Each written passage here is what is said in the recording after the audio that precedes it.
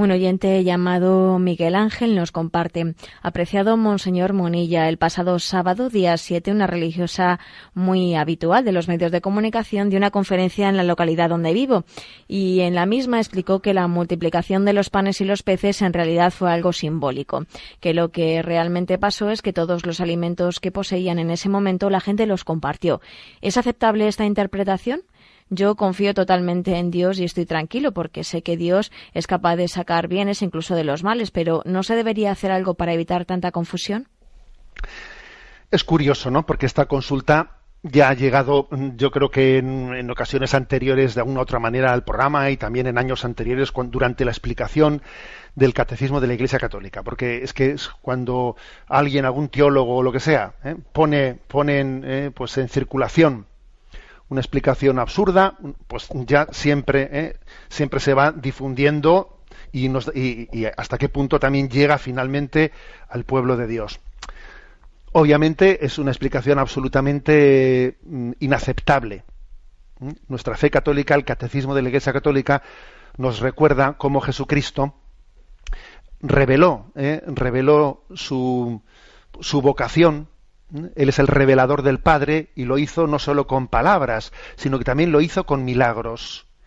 Y la teología racionalista, desde sus parámetros, quiso decir que eso de que existan milagros, eso de que se cuenta en los evangelios, de que Jesucristo realizó hechos, ¿no?, milagrosos que suponen que Dios actúe por encima de las leyes naturales, eso no es aceptable, ¿no?, en nuestros parámetros, que la revelación de Dios tiene que respetar las leyes naturales y no hacer milagros como para...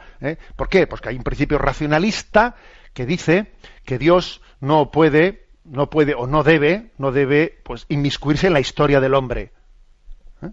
Claro, y dice uno, bueno, ¿y eso por qué?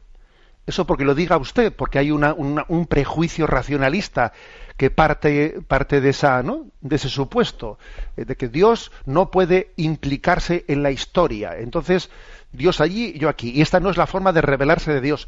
Pero ¿quién soy yo para decirle a Dios cómo tiene que hacer las cosas? ¿Hasta qué punto nosotros, partiendo de nuestras ideologías, en este caso racionalistas, ¿no?, o sea, nosotros nos sentimos con derecho de decirle a Dios cómo tiene que hacer las cosas? Tendremos que dejarle a Dios ser Dios, ¿no? Es que si a Dios no le dejamos ser Dios y ser el que lleve adelante la revelación, es que nosotros nos estamos constituyendo en Dios. Y yo le estoy diciendo a Dios cómo tiene que hacer las cosas. Los evangelios son muy claros. Los evangelios tienen la capacidad de ser entendidos pues por los hombres de toda condición cultural. Un evangelio puede ser leído por alguien que tiene muy poca instrucción y puede ser leído con un gran fruto por alguien que tiene no sé cuántos doctorados. Porque es un lenguaje elegido para la revelación que es capaz de tener al hombre como interlocutor. Y los evangelios, con plena claridad y transparencia, se ve que Jesucristo se reveló no solo con palabras, sino también con signos y con acciones que descubrían pues que solamente Dios era capaz de realizar esas acciones. Tanto, decir, no, es que la multiplicación de los panes, eso en el fondo no es que pasase ningún milagro. El milagro fue que la gente fue generosa y compartió lo que tenía en el zurrón, lo compartieron unos con otros. El milagro fue ser generosos y compartir. Bueno, ¿de dónde saca esa interpretación? ¿Cómo usted puede hacerle decir al Evangelio lo que evidentemente no dice? El Evangelio dice que aconteció esa acción de Jesucristo. Es curioso porque en el fondo se trata de utilizar el Evangelio como un instrumento, ¿no?, como un instrumento, digamos, de valores éticos, pero negándole al Evangelio el acontecimiento de que Dios viene a nosotros. La encarnación es un acontecimiento. En la encarnación Dios entró en la historia. Y no entró en la historia para rozarla, sino para cambiarla íntimamente, ¿no?, desde dentro. O sea, el Evangelio, antes del relato de bonitas parábolas así, digamos, utilizables para la educación moral, antes que eso, el Evangelio es el relato de un acontecimiento. Es curioso esto, ¿eh? Y además pasa una cosa, que cuando se niega a los milagros y se pretende utilizarlos meramente como símbolos pedagógicos, etcétera, ¿no? Por ejemplo, cuando luego el Evangelio de San Juan, después del discurso eucarístico, después de la multiplicación de los panes, el Evangelio de San Juan después narra el relato de la Eucaristía. Después de la multiplicación, dice, hace el discurso del pan de vida. Este es el pan de vida, el que come mi carne y bebe mi sangre, etcétera, etcétera, ¿no? ¿Qué ocurre? Que el que ha negado la historicidad de los Evangelios, luego también inevitablemente va a negar también toda la veracidad de ese don de la Eucaristía, y dirá que la Eucaristía no es que Jesucristo esté presente en ella realmente, no es un símbolo. Claro, también el milagro no era histórico. Luego también de ahí se deriva que la pretensión de explicación que hace de que yo soy el pan de vida no va a creer realmente lo que es la Eucaristía tal y como Jesucristo la afirma y la Iglesia la predica. No va a creer. Dirá también que la Eucaristía es un mero símbolo, ¿no? O sea que en el fondo, detrás de esto hay una deshistorización del Evangelio. Una mera reducción del Evangelio a una parábola moral. Un moralismo, ¿no? Olvidando que lo más grande del Evangelio es el acontecimiento, que Dios entra en la historia y la transforma. Y claro, cuando estas cosas encima vienen pues por personas consagradas, como el oyente nos consulta, pues todavía es más triste. Y comprendo que esto pues causa confusión en el pueblo de Dios y que, bueno, pues ¿qué queréis que os diga?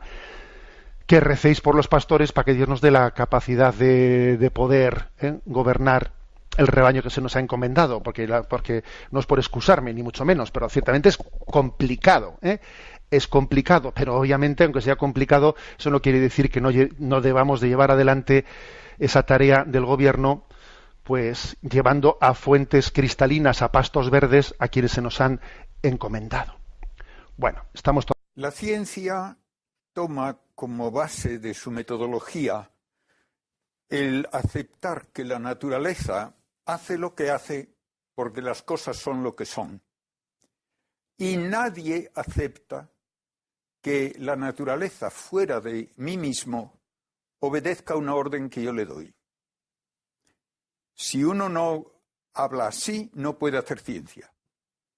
Pero nadie piensa que cuando yo voy a hacer un experimento en el laboratorio, depende de mi actitud mental el que funcione o no funcione un experimento. La realidad material externa a mí no me obedece para nada, ni obedece órdenes de nadie. Un milagro ocurre cuando la naturaleza obedece órdenes de alguien. Y solo puede ser Dios, el Creador, el que da órdenes a la naturaleza. De modo que el milagro no es una cosa que no entendemos todavía, como dicen algunos que no tienen ni idea de lo que están diciendo. Un milagro es algo que ocurre en contra de la base en que se funda la ciencia, que es que la naturaleza no obedece órdenes de nadie, como no sea de Dios. El milagro, por lo tanto, prueba que Dios está respaldando una enseñanza, una persona. Y por eso Cristo lo dijo literalmente.